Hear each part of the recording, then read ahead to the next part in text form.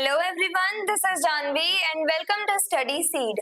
आज हम class 10 civics chapter 5 का टॉपिक 4 स्टार्ट करेंगे, that is reduction of inequality and poverty. हमने जो 5 मेन क्राइटेरिया देखे थे कि जिसके बेसिस पे हम किसी कंट्री को डेमोक्रेटिक कंट्री कह सकते हैं, ऐसे जो हमने 5 क्राइटेरियाज देखे थे उसमें से हमने क्वालिटी ऑफ गवर्नमेंट और जो इकोनॉमिक डेवलपमेंट है उसे हमने डिस्कस कर लिया है सेपरेट वीडियोस में। अब आज हम थर्ड क्राइटेरिया को पढ़ेंगे, दैट इज सोशल इनइक्वालिटीज जो है या इकोनॉमिक इनइक्वालिटीज जो है उन्हें हमें खत्म करना है डेमोक्रेटिक कंट्री में।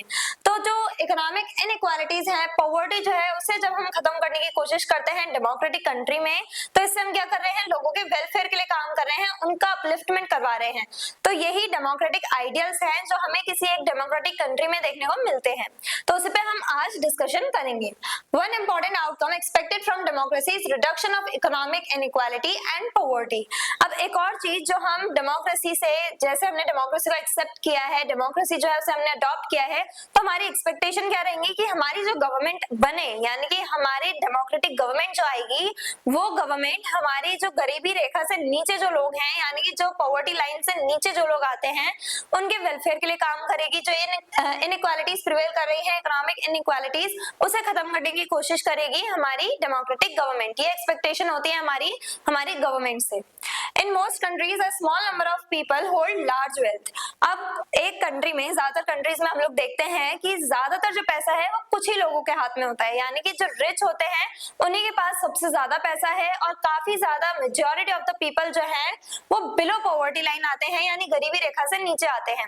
यानी कि ज्यादातर जो पैसा है वो कुछ लोगों के हाथ में है, कम क्वांटिटी में जो लोग हैं उनके हाथों में मोस्ट ऑफ द वेल्थ है, और काफी लोग ऐसे हैं जो मेजॉरिटी ऑफ द पीपल जो है उनके पास पैसे है ही नहीं अपनी बेसिक नीड्स फुलफिल करने के लिए भी।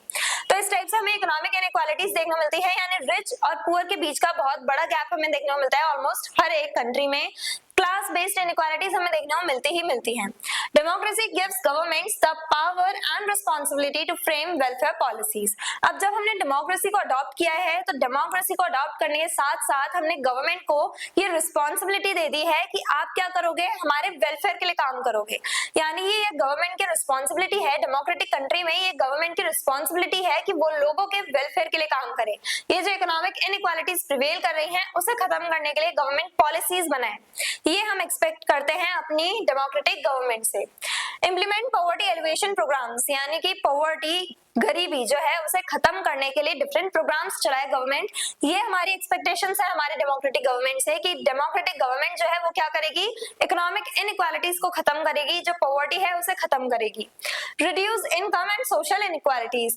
इनकम और सोशल इनइक्वालिटीज, इनकम यानी कि जो इकोनॉमिक इनइक्वालिटीज है, क्लास बेस्ड डिस्क्रिमिनेशन जो हमें देखने को मिलता है, जो हमें रिच और पुअर के बीच का गैप देखने को मिलता है, तो उसे खत्म करवाने के लिए जो गवर्नमेंट है वो काम करे। साथ ही साथ सोशल इनइक्वालिटीज यानी सोशल इविल्स जो है, जो हमारे जैसे इंडिया में बात करें तो कास्ट सिस्टम जो है, तो ऐसी जो इविल प्रैक्टिसेस है, हमारी सोसाइटी के जो इश्यूज हैं उन्हें भी सॉल्व करे गवर्नमेंट। डिफरेंट प्रोग्राम्स लेके आए जिससे कि हम लोग डेमोक्रेटिक आइडियल्स को फॉलो कर पाए, सिर्फ पॉलिटिकली ही नहीं सोशली भी, यानी कि जितने भी इनइक्वालिटीज है उसे हम खत्म कर पाए, सारी इविल प्रैक्टिसेस को खत्म कर सकें, उसके लिए कौन काम करेगा, गवर्नमेंट।